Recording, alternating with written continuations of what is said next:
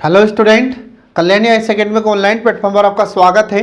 मैं हूं लखन दायमा, आपको एमपीपीएससी मेंस एग्जाम के लिए सेकेंड पेपर का फर्स्ट पार्ट पढ़ा रहा हूं, जिसका नाम है संविधान, शासन व्यवस्था, राजनीति तथा प्रशासनिक संरचना। फ्रेंड, आज मैं आपको पढ़ाने वाला हूं वैज्ञानिक प्रबंध के बारे में। तो पिछली क्लास में भी मैंने आपको वैज्ञानिक प्रबंध के बारे में पढ़ाया था और इस वैज्ञानिक प्रबंध के जनक हैं फ्रेडरिक विंसलो टेलर। ठीक है, तो जो पिछली क्लास में मैंने आपको पढ़ाया था उसका बचा हुआ पार्ट मैं आपको पढ़ा रहा हूं। तो देखिए, इसमें वैज्ञानिक प्रबंध के अन्य सिद्धांत, तो पिछली क्लास में भी मैंने आपको वैज्ञानिक प्रबंध के सिद्धांत बताए थे, तो उन सिद्धांतों के अलावा भी कुछ अन्य सिद्धांत थे जो यहाँ पर देखिए अब आप। तो इसमें देखिए कि कार्य संबंधी अनुमान का सिद्धांत, तो यह वैज्ञानिक प्रबंध का आधारभूत सिद्धांत होता है और वैज्ञानिक प्रबंध में सर्वप्रथम यह निश्चित किया जाता है कि वह श्रमिक से क्या कराना चाहता है, इस कार्य के संबंध में क्या अपेक्षित है, इसके आधार पर ही एक श्रमिक के लिए मानक कार्य निश्चित किया जाता है। ठीक है, दूसरा होता है प्रयोग। अब इसमें क्या होता है, तो देखिए इसमें तो वैज्ञानिक प्रबंध के प्रयोग के द्वारा श्रमिकों को विभिन्न क्रियाओं की जांच तथा उनका विश्लेषण किया जाता है। ठीक है, और जिससे उनमें सुधार करने और कुशलता बढ़ाने की संभावना का पता लगाया जाता है। तो ये आपको ध्यान रखना फ्रेंड इसमें। इसके बाद फिर टेलर के द्वारा कार्य का सही अनुमान लगाने के लिए 3 प्रकार के वैज्ञानिक प्रयोग किए गए थे। तो 3 प्रकार के वैज्ञानिक प्रयोग कौन कौन से थे, तो पहला था इसमें समय अध्ययन, दूसरा गति अध्ययन और तीसरा थकान अध्ययन, जो मैं आपको पिछली क्लास में बता चुका हूं। अब इसके बाद देखिए अगला आता अपवाद का नियम। अब अपवाद का नियम क्या था, तो इसके अंतर्गत प्रबंधन द्वारा प्रतिपादित कार्य का निर्धारण किया जाता था।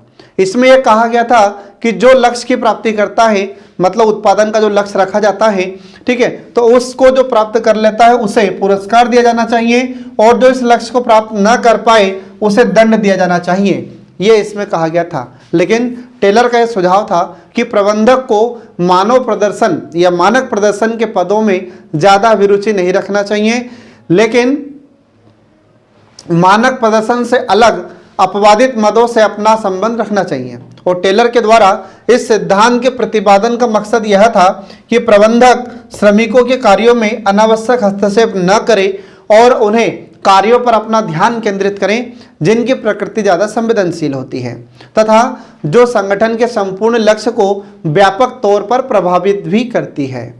ठीक है, तो ये उसने कहा था टेलर ने। ठीक है फ्रेंड, इसके बाद फिर आगे देखिए कि व्यापार में प्रयोग किए जाने वाले औजार और साधनों के साथ ही मजदूरों की कार्रवाइयों और गतियों का मानकीकरण किया जाए। इसके बाद फिर उन्होंने कहा कि मैन्युफैक्चर उत्पाद और साथ ही मैन्युफैक्चर में इस्तेमाल किए गए साधनों के वर्गीकरण के लिए कुछ यंत्र होना चाहिए। फिर इसके बाद में अलग योजना प्रकोष्ठ या विभाग की स्थापना की जाए। फिर इसके बाद में आधुनिक, अगला है समय बचाने के लिए साधनों का प्रयोग किया जाए। फिर इसके बाद में आधुनिक लागत यंत्रों का उपयोग किया जाए। फिर इसके बाद में एक पथ निर्देशन यंत्र का भी प्रयोग किया जाना चाहिए। फिर इसके बाद में मजदूरों के लिए निर्देश कार्ड, इनका भी उपयोग किया जाना चाहिए, ये टेलर ने कहा था। ठीक है फ्रेंड, तो ये आपको ध्यान रखना है। तो ये थे इसमें कुछ अन्य सिद्धांत और इनके अलावा और भी कुछ बताता है टेलर। तो देखिए इसमें कौन कौन से सिद्धांत है अन्य। तो अगला जाता है इसमें कि सही व्यक्ति को सही कार्य का सिद्धांत अपनाना चाहिए। फिर इसके बाद दूसरा है अगला कि सामग्री का वैज्ञानिक चुनाव तथा प्रयोग किया जाना चाहिए। फिर इसके बाद में अगला है नवीन यंत्र तथा उपकरण का उपयोग किया जाना चाहिए। तो नए नए यंत्रों का और उपकरणों का प्रयोग किया जाना चाहिए, जो पुराने यंत्र या उपकरण है उनका उपयोग नहीं किया जाना चाहिए। फिर इसके बाद में कारखानों का उपयुक्त एवं स्वास्थ्यप्रद वातावरण हो। फिर इसके बाद में मजदूरों को उनकी प्रेरणात्मक मजदूरी प्रदान की जाए। इसके बाद फिर क्रियात्मक संगठन, तो क्रियात्मक संगठन के अंतर्गत टेलर ने 3 प्रारूप बताए इसके। तो संगठन के 3 रूप कौन कौन से बताए टेलर ने, तो पहला बताया उन्होंने विभागीय संगठन, और दूसरा होता है कर्मचारी संगठन, और तीसरा होता है क्रियात्मक संगठन। ये 3 प्रारूप उन्होंने बताए हैं किसी भी संगठन के, जो आपको ध्यान रखना है। तो एग्जाम में 3 नंबर में आपसे क्वेश्चन पूछा जा सकता है कि टेलर ने संगठन के कितने रूप बताए हैं, तो उन्होंने ये 3 रूप बताए जो आपको ध्यान रखना है। इसके बाद फिर अगला आ जाता है कि टेलर के द्वारा अपने वैज्ञानिक प्रबंध में क्रियात्मक संगठन को मान्यता प्रदान की गई है और क्रियात्मक संगठन के अंतर्गत प्रबंध एवं सहायक कर्मचारियों के निर्देशन संबंधी संपूर्ण कर्तव्य को कार्य की पद्धति के अनुसार बांट दिया जाता है और समय के अनुसार एक व्यक्ति को एक ही प्रकार के कार्य सौंपे जाना चाहिए। एक ही व्यक्ति से 2 या 3 या 4 प्रकार के कार्य नहीं करवाना चाहिए। ठीक है, तो समय के अनुसार एक व्यक्ति से एक ही प्रकार के कार्य करवाना चाहिए और एक ही प्रकार के कार्य उससे सौंपा जाना चाहिए। ये टेलर ने कहा था जो उनका विशेषज्ञ होता है। तो जो व्यक्ति जिस कार्य का एक्सपर्ट होता है उससे वही कार्य करवाना चाहिए। ठीक है, और इस प्रकार श्रमिक को अनेक विशेषज्ञों के अंतर्गत कार्य भी करना पड़ता है। ठीक है, इसके बाद फिर वैज्ञानिक प्रबंध सिद्धांत की विशेषताएं। तो इसमें देखिए पहली विशेषता होती है कि वैज्ञानिक विश्लेषण तथा प्रयोग। तो वैज्ञानिक प्रबंध में प्रत्येक कार्य को करने से पहले तथ्यों के आधार पर योजना का निर्माण किया जाता है। इसके बाद फिर तथ्यों का वैज्ञानिक आधार पर विश्लेषण किया जाता है और इनका विश्लेषण करने के साथ ही गुण दोषों की भी जांच की जाती है और इसके बाद ही उपलब्ध परिस्थितियों में उनकी उपयोगिता के आधार पर विश्लेषण और प्रयोग किया जाता है। इसके बाद फिर अगला आता है निष्पक्ष लक्ष्य एवं योजना। ठीक है, तो वैज्ञानिक प्रबंध के अंतर्गत लक्ष्यों की एक रूपरेखा तैयार की जाती है और तैयार करने के साथ साथ यह निश्चित कर दिया जाता है कि लक्ष्य प्राप्ति के लिए आवश्यक साधन किस प्रकार जुटाए जाएंगे तथा उनका किस प्रकार उपयोग किया जाएगा और न्यूनतम लागत पर अधिकतम उत्पादन के लिए किन विधियों का उपयोग किया जाएगा। इन सभी को एक निश्चित योजना का रूप दिया जाता है। इसके बाद फिर अगला देखिए, इसमें अगला आता है गतिशील प्रकृति। ठीक है, तो वैज्ञानिक प्रबंध एक प्रगतिशील व परिवर्तनशील विचार है जिसमें विकास एवं परिवर्तन के सिद्धांत को सर्वोपरि माना जाता है। इसके बाद फिर अगला आता है कार्य क्षमता में वृद्धि। ठीक है, तो वैज्ञानिक प्रबंध का मुख्य लक्षण कार्य क्षमता में वृद्धि करना होता है। समय बचाने, लागत कम करने तथा शीघ्र संपन्न करने वाली प्रणालियों के निरंतर प्रयोग से कार्य क्षमता में वृद्धि स्वाभाविक होती है। इसके बाद फिर अगला आता है टीम भावना। तो सामूहिक हित के लिए सामूहिक प्रयास करना। ठीक है, यह वैज्ञानिक प्रबंध का लक्षण होता है। इसके बाद फिर अगला आता है उत्तरदायित्व का निर्धारण। तो वैज्ञानिक प्रबंध में प्रयुक्त सिद्धांतों के माध्यम से उत्तरदायित्व का निर्धारण अधिक निश्चितता पूर्वक किया जाता है। तो ये आपको ध्यान रखना फ्रेंड, एग्जाम में आपसे क्वेश्चन पूछा जा सकता है। इसमें आपसे 5 नंबर का क्वेश्चन पूछा जा सकता है। ठीक है, अब इसके बाद देखिए अगला आ जाता है प्रभावकारी नियंत्रण। ठीक है, तो इसमें देखिए इसमें क्या होता है, तो योजनाबद्ध ढंग से तथा पूर्ण निश्चित नियमों के अनुसार कार्य करने से नियंत्रण प्रभावी हो जाता है और कुशल नियंत्रण वैज्ञानिक प्रबंध का एक प्रमुख लक्षण होता है। इसके बाद फिर अगला आता है आत्मीयता का भाव। तो वैज्ञानिक प्रबंध में श्रमिकों और नियोक्ताओं के दृष्टिकोण में परिवर्तन लाने का प्रयास किया जाता है जिससे कि वे अपने को एक दूसरे का विरोधी न समझे, उसके बजाय वह एक दूसरे का सहयोगी समझे। ठीक है, इसके बाद फिर अगला आ जाता है नियमावली। तो विश्लेषण तथा प्रयोगों के आधार पर उपयुक्त ठहराए गए निष्कर्षों को क्रियान्वित करने के लिए नियम बनाए जाते हैं जिनका पालन प्रत्येक कार्मिक के लिए आवश्यक होता है ताकि उनमें अनुशासन बना रहे। इसके बाद फिर अगला आता है वैज्ञानिक कार्यविधि। तो इसमें क्या होता है, तो इसमें योजना के क्रियान्वयन के लिए वैज्ञानिक कार्यविधि अपनाई जाती है। ठीक है फ्रेंड, तो ये आपको इसमें ध्यान रखना है। अब इसके बाद में अगला आ जाता है मितव्ययिता।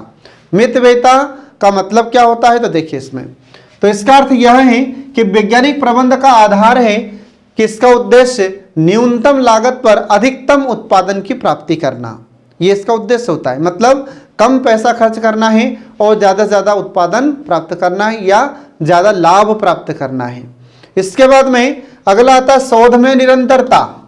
तो वैज्ञानिक प्रबंध निरंतर बदलती हुई प्रभावशाली क्रियाओं को प्रबंध में लागू करने पर बल देता है और इसके लिए प्रबंध में निरंतर शोध होते रहते हैं, लगातार शोध किए जाते हैं। ठीक है, तो ये आपको इसमें ध्यान रखना फ्रेंड। तो इस प्रकार से वैज्ञानिक प्रबंध की विशेषताएं समाप्त हो जाती है। अब इसके बाद देखिए वैज्ञानिक प्रबंध के उद्देश्य या लक्ष्य। ठीक है, तो इसका देखिए पहला लक्ष्य क्या होता है, तो सामूहिक शिक्षण, निरंतर मार्गदर्शन और तत्काल पुरस्कार की व्यवस्था करना, ये इसका उद्देश्य होता है वैज्ञानिक प्रबंध का। ठीक है, तो जो समय के अनुसार शिक्षण की आवश्यकता होती है, प्रशिक्षण की आवश्यकता होती है, उसकी व्यवस्था करना, फिर लगातार मार्गदर्शन करना, फिर इसके बाद में पुरस्कार की व्यवस्था करना, ये इसका पहला उद्देश्य होता है। अगला उद्देश्य होता है कि अनुमान और पूर्व धारणाओं के आधार पर बने हुए नियमों के बदले तथ्यों तथा विश्लेषण के आधार पर नियम बनाना। फिर इसके बाद में अगला जाता है विशेषज्ञ तथा सलाहकार व्यवस्था के द्वारा व्यक्तिगत निर्णय के क्षेत्र को सीमित करना। फिर अगला जाता है इसका लक्ष्य कि श्रमिकों पर अत्यधिक कार्यभार, थकान अथवा दुर्घटनापूर्ण कार्यों से सुरक्षित करना या उनकी सुरक्षा करना। ठीक है, तो श्रमिकों को थकान से बचाना है, कोई दुर्घटना ना हो उससे भी उन्हें बचाना है। ठीक है, इसके बाद फिर अगला जाता है तो श्रमिकों की योग्यता के अनुसार उनसे काम कराना, उन्हें प्रशिक्षण देना, इसके बाद फिर उन्नति के अवसर उन्हें प्रदान करना और उनकी कार्य क्षमता में वृद्धि करना। अगला लक्ष्य होता है कि श्रम और पूंजी में समन्वय स्थापित करना। ठीक है फ्रेंड, इसके बाद फिर अगला आता है कि कार्य की सभी शाखाओं में अधिक दक्षता की दृष्टि से प्रशिक्षित व्यक्ति उपलब्ध कराना। फिर इसके बाद में अगला लक्ष्य होता है कि उपकरण, कच्चा माल, कार्यविधि तथा कार्य दशा में सुधार और प्रमाणीकरण करना। फिर इसके बाद में अगला लक्ष्य होता है कि कार्य विन्यास, मार्ग निर्धारण, समय क्रम, ठीक है, समय क्रम निर्धारण, इसके बाद में उत्पादन सामग्री का आयोजन, क्रय भंडारण तथा लेखा विधियों में सुधार करना। इसके बाद फिर अगला लक्ष्य होता है कि उस संस्थाओं तथा शाखाओं में समन्वय के अधिक अवसर उपलब्ध कराना और उन पर पर्याप्त नियंत्रण करना, जिससे कार्य विलंब, गलतियां या त्रुटियां, दुर्घटनाओं तथा कार्य के प्रति उपेक्षा की मात्रा कम हो सके। इसके बाद फिर अगला आता है कि उच्चतम औद्योगिक क्षमता का विकास करना, ये इसका उद्देश्य होता है वैज्ञानिक प्रबंध का। अगला उद्देश्य होता है मितव्ययिता। तो मितव्ययिता का मतलब होता है, तो मैं आपको पहले ही बता चुका हूं कि कम संसाधनों का उपयोग कर अधिकतम उत्पादन प्राप्त करना। ठीक है, या कम लागत पर अधिकतम उत्पादन करना, ये होती है मितव्ययिता। फिर इसके बाद में संगठन की कार्यकुशलता। ठीक है फ्रेंड, तो ये आपको इसमें ध्यान रखना है जो इसके उद्देश्य थे वैज्ञानिक प्रबंध के। इसके बाद अगला देखिए इसमें कि जिन लक्ष्यों के बारे में हमने आपको बताया था, तो उन लक्ष्यों की प्राप्ति कैसे हो, तो इसके संबंध में टेलर ने कुछ तकनीकें बताई है। तो कौन कौन सी तकनीकें बताई है, तो पहली तकनीक बताई उन्होंने विशेषीकरण, मतलब स्पेशलाइजेशन पर जोर दिया जाए। तो हर व्यक्ति अपने अपने कार्य में दक्ष हो, ठीक है, अपने कार्य का विशेषज्ञ हो, उसे कहा जाता है विशेषीकरण। तो टेलर ने विशेषीकरण पर जोर दिया।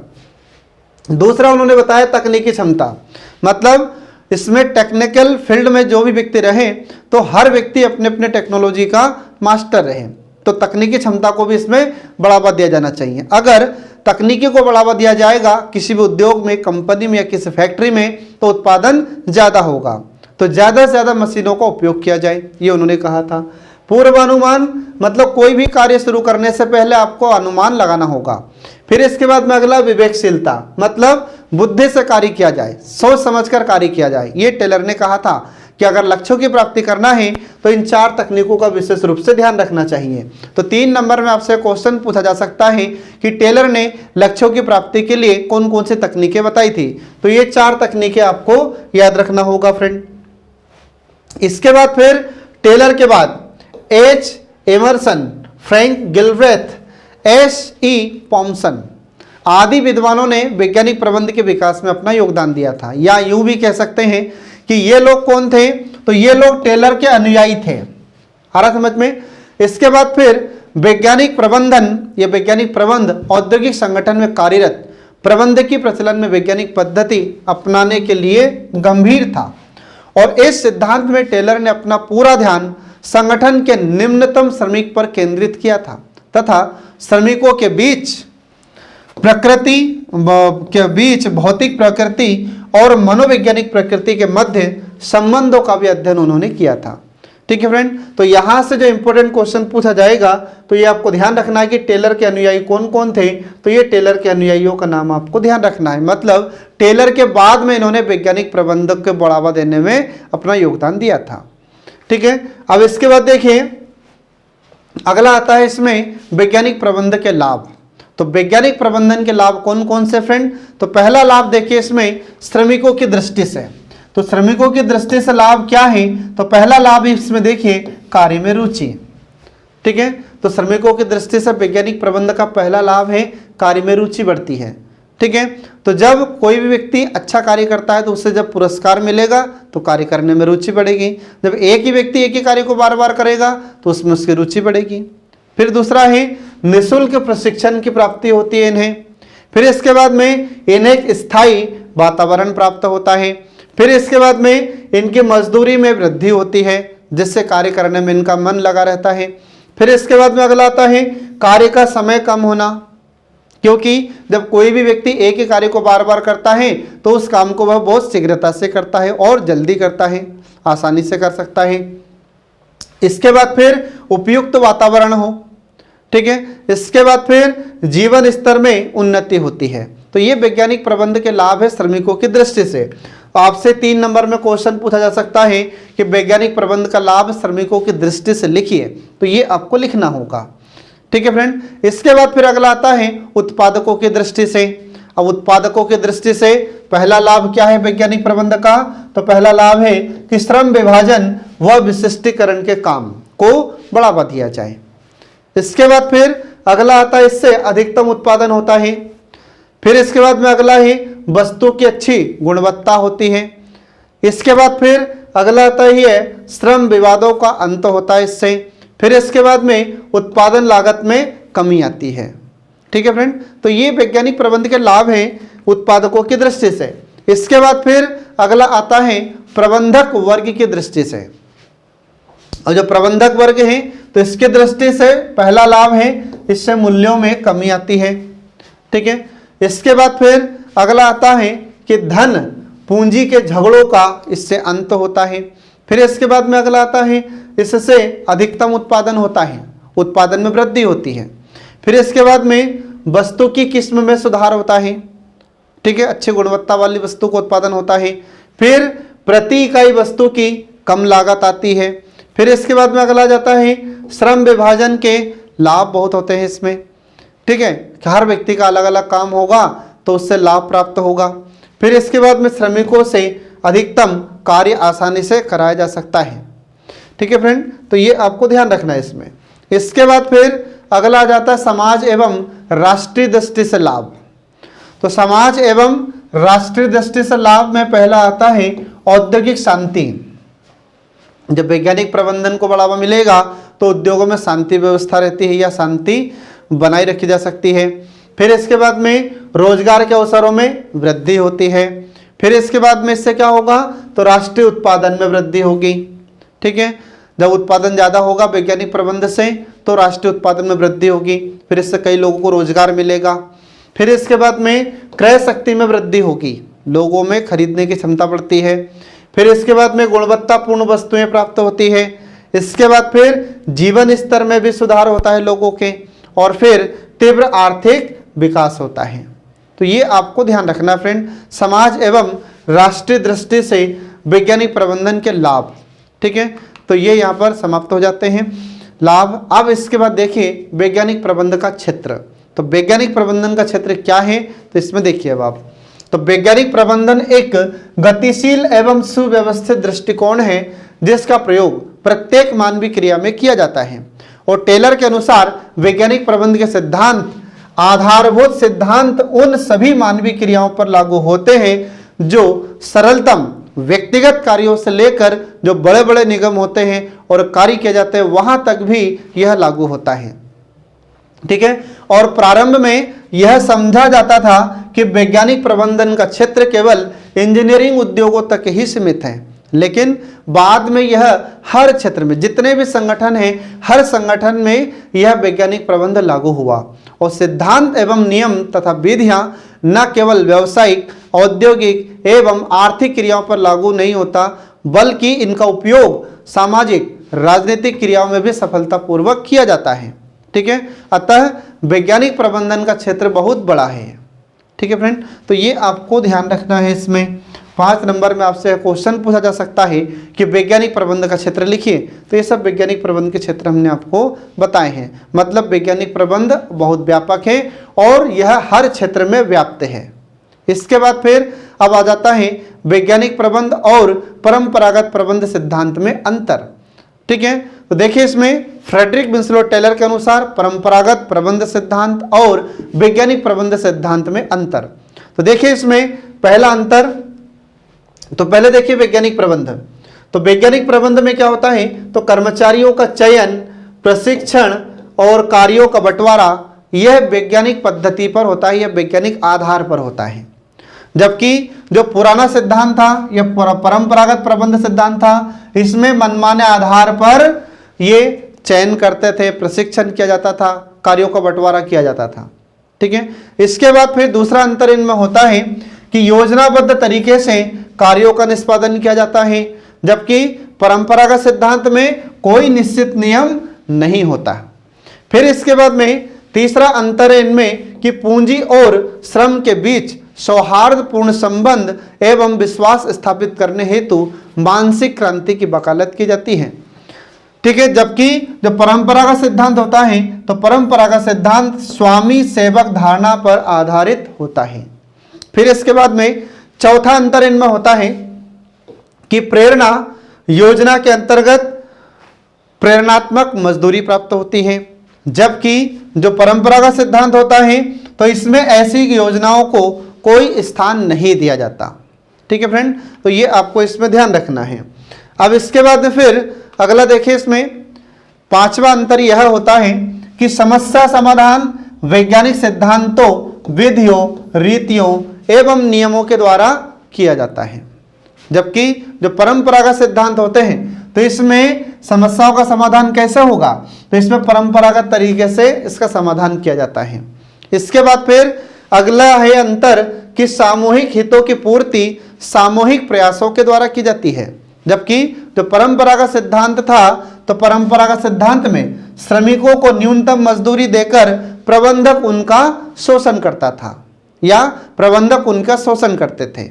ठीक है फ्रेंड, तो ये अंतर है इसमें परंपरागत सिद्धांत में और वैज्ञानिक प्रबंधन सिद्धांत में। तो आपसे 5 नंबर में क्वेश्चन पूछा जा सकता है कि परंपरागत सिद्धांत और वैज्ञानिक प्रबंधन सिद्धांत में अंतर क्या है, तो ये आपको लिखना होगा। ठीक है, अब इसके बाद देखिए वैज्ञानिक प्रबंध में टेलर का योगदान। तो वैसे तो मैं आपको बता चुका हूं, लेकिन इसका संक्षिप्त रूप देखिए कि टेलर का योगदान क्या रहा है वैज्ञानिक प्रबंध के क्षेत्र में। तो देखिए इसकी पहली रचनाएं, तो पहले इसकी रचना देखिए, तो इसकी रचनाएं कौन कौन सी जो इंपॉर्टेंट है, तो इसमें ए पीस रेट सिस्टम 1895 में लिखी जाती है। फिर इसके बाद शॉप मैनेजमेंट, यह 1903 में लिखी जाती है। फिर the art of cutting metals 1906 में लिखी जाती है। फिर इसके बाद में the principle of scientific management 1911 में लिखी जाती है। तो ये आपको ध्यान रखना है। अब इसके बाद में फिर अगला जाता है इनके प्रमुख परीक्षण। तो इसके परीक्षण कौन कौन से थे, तो पहला था कार्यों का मानकीकरण, फिर इसके बाद समय अध्ययन, फिर गति अध्ययन और फिर इसके बाद थकान अध्ययन। ठीक है फ्रेंड, इसके बाद फिर अगला आ जाता है बेथलेहम स्टील कंपनी में किए गए परीक्षण। तो टेलर ने बेथलेहम कंपनी में कौन कौन से परीक्षण किए थे, तो पहला था कच्चे लोहे संबंधी प्रयोग, दूसरा था बेलचा संबंधी प्रयोग, बेलचा मतलब फावड़ा संबंधी प्रयोग, फिर इसके बाद में धातु कटाई प्रयोग, ये इसने बेथलेहम कंपनी में परीक्षण किए थे। फिर इसके बाद में अगला जाता है प्रबंध के सिद्धांत।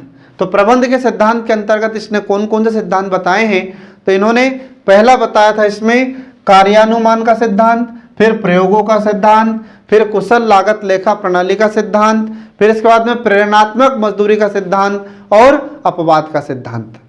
फिर इसके बाद में अगला है वैज्ञानिक प्रवेश का दर्शन। तो वैज्ञानिक प्रवेश का दर्शन के अंतर्गत क्या क्या बताया इन्होंने, तो देखिए इसमें विज्ञान न कि अंगूठा का नियम, फिर शांति न कि संघर्ष, फिर सहयोग न कि व्यक्तिवाद, फिर अधिकतम उत्पादन न कि सीमित उत्पादन, फिर इसके बाद में प्रत्येक व्यक्ति का उसकी अधिकतम कार्यकुशलता एवं समृद्धि का विकास। फिर इसके बाद में अगला इन्होंने बताया कि क्रियात्मक संगठनात्मक पद्धति जिसे कार्यात्मक फोरमैनशिप भी कहा जाता है। फिर इसके बाद में अगला आ जाता है प्रबंधकों के दायित्व, फिर इसके बाद में अगला है प्रबंधक के उद्देश्य, फिर इसके बाद में मानसिक क्रांति। ठीक है, तो ये सारे इन्होंने बताए थे जो इसका टेलर का योगदान है। तो टेलर का योगदान इन क्षेत्रों में रहा है फ्रेंड, ये आपको ध्यान रखना है। अब इसके बाद देखिए टेलर के वैज्ञानिक प्रबंध सिद्धांत की आलोचना। तो इसकी आलोचना का पहला पॉइंट यह है कि टेलर ने केवल आर्थिक उत्प्रेरण की बात की, ठीक है, जबकि मानव संबंधवाद उपागम, व्यवहारवाद, अभिप्रेरणा तथा अन्य सिद्धांतों ने इसे गलत साबित किया व सामाजिक अमौद्रिक उत्प्रेरण की महत्ता भी सिद्ध की थी। ठीक है, इसके बाद फिर अगला है कि टेलर का प्रतिमान एक बंद प्रतिमान है और यह संगठन पर बाहरी तत्वों के प्रभाव की व्याख्या नहीं करता। टेलर ने केवल कारखाना स्तर पर श्रमिकों से संबंधित सिद्धांत दिए थे, जबकि प्रबंधन में सुधार के लिए कोई सिद्धांत नहीं दिया। फिर इसके बाद में अगला है इसके आलोचना का पॉइंट कि टेलर के सिद्धांतों ने संगठन को मशीनी स्वरूप प्रदान किया। समय अध्ययन, गति अध्ययन, कार्य का अध्ययन आदि कार्मिक को मशीन की भांति संचालित करते हैं। इसके बाद फिर अगला जो इसने मानसिक क्रांति दिया था, तो मानसिक क्रांति के सिद्धांत में लाभ के समान बंटवारे की बात की गई थी, मगर इसके लिए कोई उसने तकनीक या कोई नया तरीका नहीं बताया था। फिर इसके बाद में अगला आ जाता है इसमें टेलर ने केवल अधिकतम उत्पादन पर ध्यान दिया था, श्रमिकों के न्यूनतम वेतन पर उसने कोई ध्यान नहीं दिया। फिर इसके बाद में अगला आ जाता है कि कार्यात्मक फोरमैनशिप के द्वारा 8 निरीक्षकों के कारण पर्यवेक्षण से श्रमिकों पर अनावश्यक मानसिक दबाव बनाता था, जिससे उनकी पहल और उनकी सृजनात्मकता में ह्रास होने लगा था। फिर इसके बाद में अगला आता है कि उस समय के कारखानों में टेलर के सिद्धांतों का कोई उपयोग अधिक नहीं हुआ, ठीक है, जिससे अधिक शोषणकारी यंत्र साबित हुआ और क्योंकि कार्य निष्पादन के निर्धारण में श्रमिकों की कोई भूमिका नहीं थी और प्रबंधन सब अपनी इच्छा अनुसार तय करते थे। इसके बाद फिर अगला आता है कि स्वयं प्रबंधकों ने अंगूठे के सिद्धांत का विरोध किया था, क्योंकि यह हर कार्य के लिए वैज्ञानिक तरीकों की मांग करता था और वह अपना परंपरागत वर्चस्व छोड़ने के लिए तैयार नहीं था प्रबंधक वर्ग। इस कारण से प्रबंधकों ने भी इसकी आलोचना की थी। ठीक है फ्रेंड, इसके बाद फिर अगला जाता है इसमें तो कुछ विद्वान हैं जिन्होंने टेलर की आलोचना की है। तो ऐसे विद्वानों में नाम आता है रॉबर्ट हॉक्सी। तो रॉबर्ट हॉक्सी की समिति ने जांच के बाद निष्कर्ष दिया कि वैज्ञानिक प्रबंध की मान्यताएं उत्पादन के यांत्रिक पक्षों पर केंद्रित थी और इसमें मानवीय पक्षों को बिल्कुल नजरअंदाज कर दिया गया था। फिर इसके बाद में अगला है ब्रेबरमैन के अनुसार, तो इसने कहा कि टेलरवाद ने श्रमिकों को हस्त कौशल से विमुख कर दिया, वह नए तकनीकी ज्ञान को श्रमिकों पर नियंत्रण के लिए काम में लिया गया था।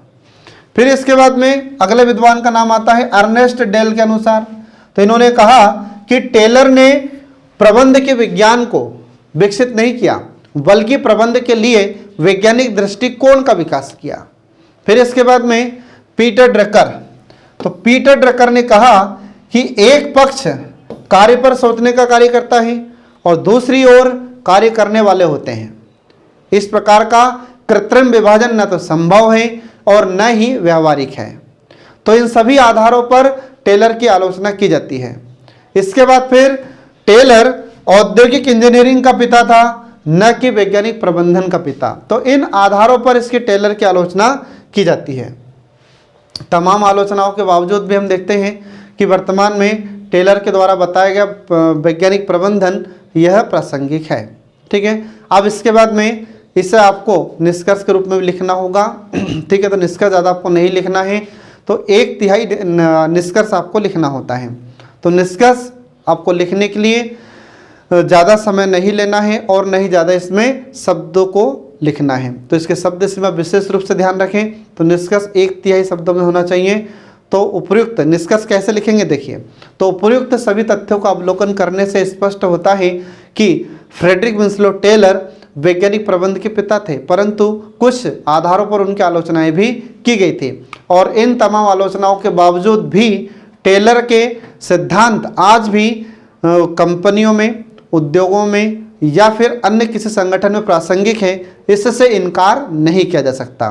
तो इस प्रकार से आपको इसमें निष्कर्ष लिखना होगा, ठीक है। और याद रहे फ्रेंड कि निष्कर्ष आपको सिर्फ 11 नंबर के क्वेश्चन में लिखना है, 5 नंबर वाले में आपको निष्कर्ष नहीं लिखना है, ठीक है। तो इसी के साथ आज का हमारा यह सेशन समाप्त होता है। नया वीडियो आपके लिए लेकर शीघ्र प्रस्तुत होंगे, तब तक के लिए नमस्कार।